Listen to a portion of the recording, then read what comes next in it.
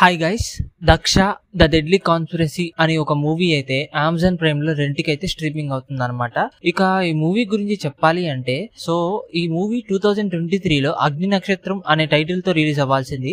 ఇప్పుడు 2 weeks back అయితే release అయ్యి ఇప్పుడు అమెజాన్ ప్రైమ్ లో అయితే రెంట్కి స్ట్రీమింగ్ అవుతుంది. ఇక మూవీ గురించి చెప్పాలి అంటే మామూలు లాగ్ అయితే వెళ్ళిపోలేదు, చాలా రొటీన్ కాన్సెప్ట్ లాగ్ తో తీసినట్టు అయితే అనిపించింది అనమాట.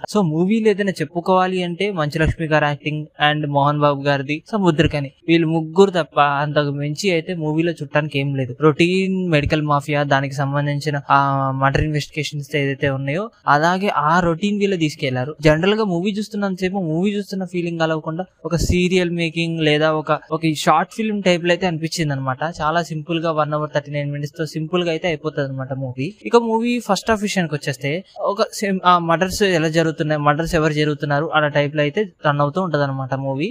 సెకండ్ హాఫ్ ఏదైతే ఉందో ఆ మెడికల్ మాఫియాకి సంబంధించింది అన్న టైప్ లో అయితే ఆ సెకండ్ హాఫ్ మొత్తం రన్ అవుతూ ఉంటది. క్లైమాక్స్ ట్విస్ట్ బాగుంది, సెకండ్ హాఫ్ కొద్దిగా పర్వాలేదని చెప్పి. ఇక మూవీ ప్లాట్ విషయానికి వచ్చేస్తే మూవీ ప్లాట్ ఏంటి అంటే మూవీ ప్లాట్ లో వరుసగా అయితే మర్డర్స్ అయితే జరుగుతూ ఉంటాయి అనమాట. దాన్ని ఇన్వెస్టిగేట్ చేయడానికి వచ్చిన వాళ్ళే మంచులక్ష్మి గారు. ఆ మర్డర్స్ ఎవరు చేస్తున్నారు, అసలు ఏంటి అనేది మూవీ ప్లాట్. ఇక మూవీలో విషయానికి వచ్చేస్తే ఫస్ట్ హాఫ్ మొత్తం కూడా ఏంటి అంటే ఆ మర్డర్స్ జరుగుతున్న సిచ్యువేషన్స్ ఉంటాయి, దానికి మంచులక్ష్మి గారి ఇన్వెస్టిగేషన్, దాంతో పాటు మంచులక్ష్మి గారి యాష్ ఏదైతే ఉందో అది బాగుంది అనమాట.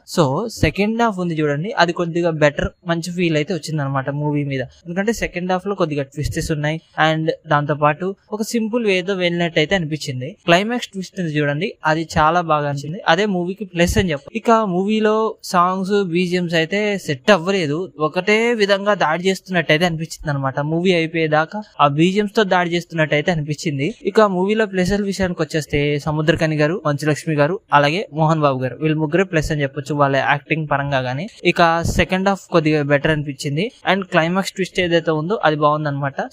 ఆల్రెడీ తెలిసిందే రొటీన్ మెడికల్ మాఫియా అండ్ దాంతో పాటు ఆ మర్డర్స్ ఇన్వెస్టిగేషన్, అంత మించి అయితే మూవీలో ఏం లేదు. ఇక మైనస్ విషయానికి వచ్చేస్తే మూవీ చాలా స్లోగా వెళ్ళింది అండ్ రొటీన్ ల్యాగ్ కంటెంట్, దాంతో పాటు ఒక షార్ట్ ఫిలిం చూస్తున్న ఫీలింగ్ అయితే వచ్చింది అనమాట.